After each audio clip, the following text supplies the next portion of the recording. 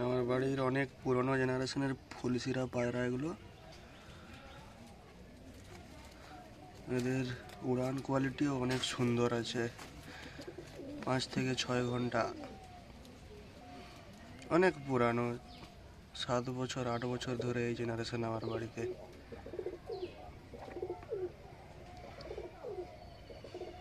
আমার পায়রা লাইনে 15-16 বছর আমি আছি। আপনারা যদি কেউ পায়রা চেনার জন্য যদি কেউ কোনো টিপস চান যে কি দেখবো একটা ভালো পায়রা চেনার জন্য, এরকম ভিডিও চান, কমেন্ট করুন আর সাবস্ক্রাইব অবশ্যই করবেন, তাহলে পরবর্তী ভিডিও আপনাদের কাছে সবের আগে পৌঁছবে।